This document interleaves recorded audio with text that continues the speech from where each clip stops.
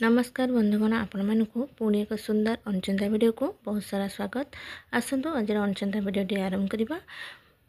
प्रथम 2 चम्मच लेंबू रस रे 2 अणी ओजन पान मधुरी बटा मिसाई 3-4 रति बीट लवण दे खाइले पेट फंपा आरोग्य हुए। 2 गंगशिउली पत्र रस 2 तुल 15टी गोलमरीच चूर्ण मिसाई खाइबा द्वारा अंटा धरा कम हुए।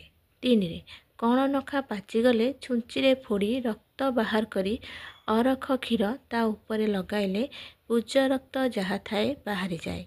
तापरे कौल अरख पत्र गुड़ाई कना बांधिदेवे। दिने 2 दिन रे ताहा भल हेबो। 4 नख मरी जाइथिले बण मल्लीर गछ चेर और टांगणा खईर एकाठी बाटी आंगुठी रे लगाइले नूतन नख बाहरी थाए। 5 पोड़ा घार धला दाग लिभाइबाकू सकाळे घास उपरे पड़िथिबा शिशिर चोका करबुंदा तुलारे आनी लगाइले धला दाग लिभि जाए। 6 दुबकू परिष्कार करी धोई सफा कन्यारे पानी रे पोछि बाटी करी क्षेत्र स्थान रे बांधिबा द्वारा कटा घा भल हुए।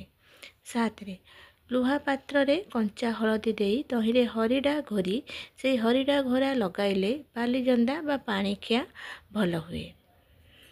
8 हिड़ी मिचा शाग रस देहरे मालिश कले देहरे जो घिमिरी बाहरी थाए से घिमिरी गुड़ाक भल हुए। 9 सोरिष तेल को गरम करी टोपा टोपा करी माछ आखिया उपरे केते दिन पकेइले माछ आखिया भल हुए। 10 अमर पोई पत्र बाटी लगाइले हाथ पाद जो जोड़ा होता है भल हुए। 11 पाद ठारू आंठू पर्यंत चम फाटिले दासकेरेंटा पत्र रस 2-3 थर लगाइले जो चर्म फाटे ताहा भल हुए। 12 हाथ पादरू चर्म छाड़िले अथा अदा 1 तोला और पुराणा गुड़ 1 तोला मिसाई प्रतिदिन किछि दिन खाइले ए रोगरू उपशम मिली थाए। 13 केवल चाकुंडा चेर को बाटी किछि दिन लगाइले जादू भल हुए। 14 पोकशुंगा गछ को हलदी सहित बाटी 15 दिन लगाइबा द्वारा बींची जो एक्जिमा भल हुए।